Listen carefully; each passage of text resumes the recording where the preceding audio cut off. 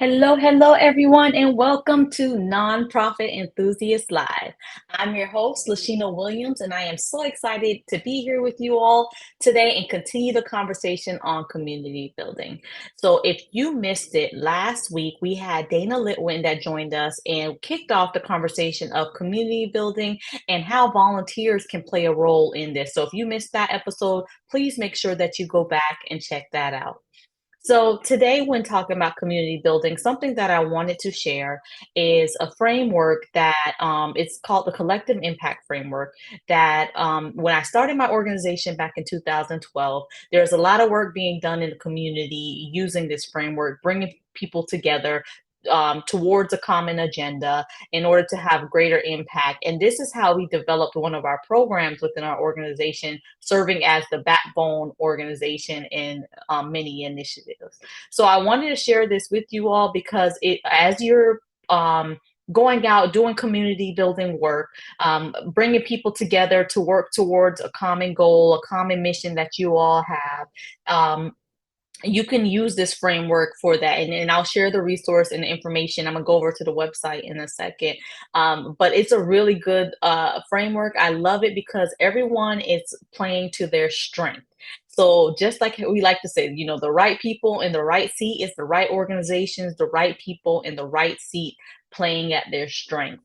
And many times we kick off initiatives and have might not necessarily have the right people or the right organization in the right seat, and then experience a lot of frustration. So the cool thing about this, it's all geared towards, we're all going to go towards the common goal. Yes, we can have similar missions.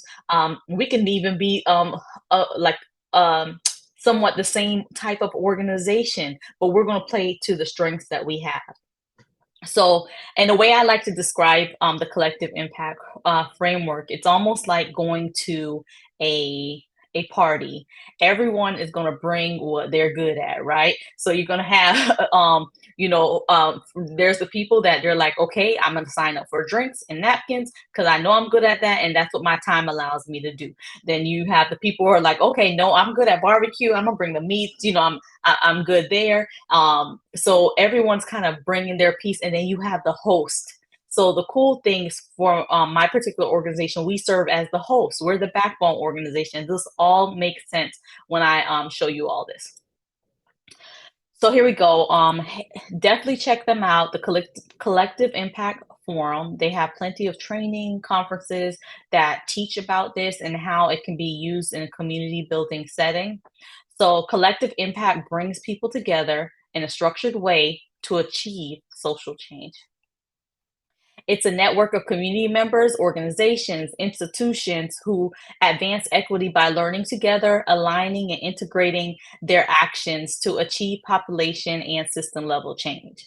And the cool thing about this, when it comes to which organizations to bring, you can always look to the 12 sectors for community change for potential organization and people to bring to the table during these type of initiatives. So I'm gonna play this quick video and I hope you're able to hear it. If not, we will definitely drop the link so that you can view it because this is my first time doing this the way that I'm doing it. So I'm gonna go ahead and play this video for you all and then continue the conversation on the collective impact framework.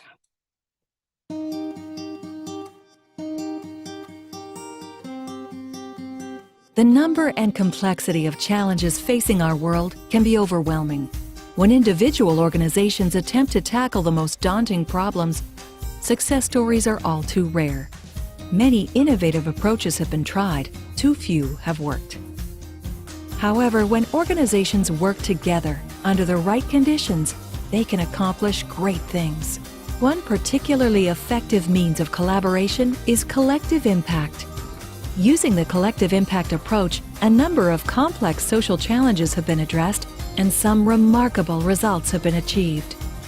Youth incarcerations dropped by 45% in just 3 years, with no change in public safety, improving the lives of thousands of youths. 6,000 public housing residents were placed in new jobs during the recession. More than 1,000 acres were restored and over 280 million pounds of pollution voluntarily reduced to conserve and restore a river.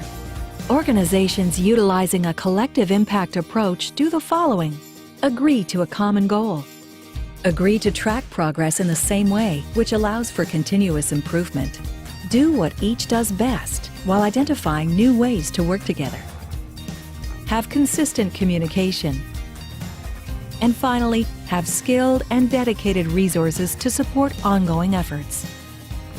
The world's toughest challenges aren't going away. In fact, many experts predict they will continue to grow in both number and complexity. Solving these problems requires a range of expertise from a number of diverse organizations. Collective impact is a proven approach, helping organizations work together to move mountains.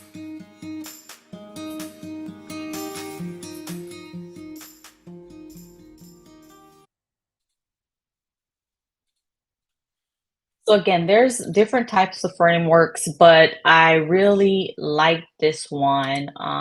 And one thing that you notice is that you're not doing it alone. Everyone's playing at their strength. Let me actually go back to this. So you'll see the components, the five conditions of collective impact. It starts with a common agenda. So these organizations, these entities coming together. So, like for my nonprofit, that common agenda is the youth. So we're coming together, anything that we're collaborating on, it's going to be youth related. And I like to say, because we embrace this framework so much, it is very rare that you're going to see um, our nonprofit have just one do events alone. We really believe in partnership. So no matter what we're doing, is some type of partnership and collaboration happening, and that's what we like to do. We like to serve as a connector, and in this framework, also the backbone, overseeing initiatives and making it easier for all of the different stakeholders that's involved. It has a established shared measurement, so tracking progress in the same way, allowing for continuous learning and accountability across the board. It fosters mutually reinforcing activities. So the activities are integrating participants in many different activities to maximize the overall end result. And then it encourages continuous communication, building trust, and strengthening relationships. And it has a strong backbone. And having a dedicated team to align and coordinate the work of the group. And this is crucial. And this is something that our organization definitely, oh, I didn't know I could. Uh, so this is something that our organization, this is the role that we play. So whenever there is some sort of initiative happening, we serve as the backbone organization. So that means we're the glue. So let's say I'm just going to throw something out there. We have a youth partner, a youth organization that approaches us. They may say, hey, we've been seeing this great need amongst the youth, wanting to provide them with career readiness experiences and training. Okay, cool. Because of the way our organization is set up, and I'm saying that because everyone, it does not have to be the backbone organization, but if you are that type of organization that's structured to be that way, planning initiatives, and you have the resources to do so, then this might work for you. So okay, so they'll come, hey, we want to see something. We've been seeing this with our kids. We want to be able to provide them with basic skill training along with career readiness. Okay, cool. Say no more.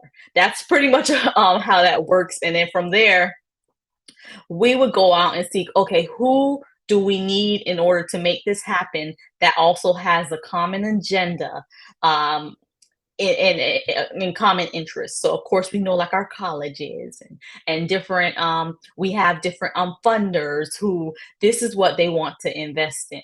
So we will go out and bring those stakeholders together to work toward this common agenda, and then work through all these different phases of the collective impact framework. So I just wanted to share this because I thought this was I know I don't hear about it talked about as much, but it's a framework that to this day we continue to use, and it's one that helps us really keep in the forefront um, I'm sorry, the value of everyone playing in their strength.